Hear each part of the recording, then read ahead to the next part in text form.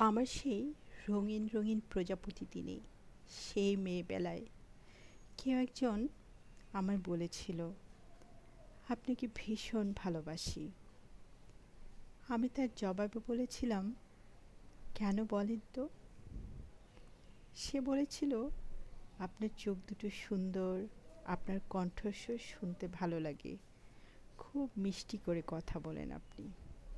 আপনার ঠোঁটের উপরে কালো তিলটা দেখলে যে কেউ আপনার প্রেমে পড়বে, তাই আপনাকে অনেক ভালোবাসি।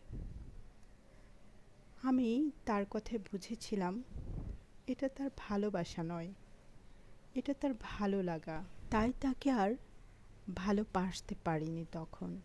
তার অনেক অনেক দিন পর একজনকে আমারও ভালো লেগেছিল। তার হাতে একটা অর্ধ প্রস্ফুটিত গোলাপ দিয়ে বলেছিলাম, ভালোবাসি। তখন সেও আমায় বলেছিল, ভালোবাসি। তার অনেক দিন পর একদিন তার কাছে আমি সেই গোলাপটা চাইলাম।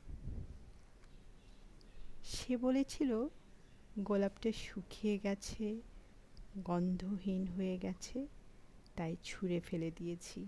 আমি তখন অনেক ভেবে চিন্তে সিদ্ধান্ত নিলাম, বুঝলাম সে সৌন্দর্যের প্রতীক। সৌন্দর্য নষ্ট হয়ে গেলে সে গোলাপের মতো আমাকেও ছুঁড়ে ফেলে দিবে। তাই তাকেও আর ভালোবাসা হয়নি। এসবের অনেক দিন পর আরও একজন আমার জীবনে এসেছিল।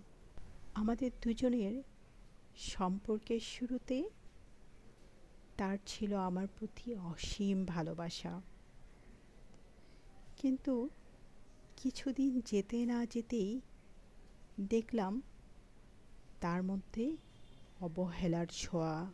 আমি তখন আবারও নতুন করে ভাবলাম, বুঝতে পারলাম সে নতুনে মুগ্ধ। একটু পুরনো হলে আর তার আগের মতো ভালো লাগে না। তাই তাকেও আর ভালোবাসা হয়নি আমার। কারো জীবনে ভালোবাসা পাওয়ার অযোগ্য মানুষটাকে ভালোবাসার থেকে সারা জীবন সঠিক মানুষের জন্য অপেক্ষা করা ভালো।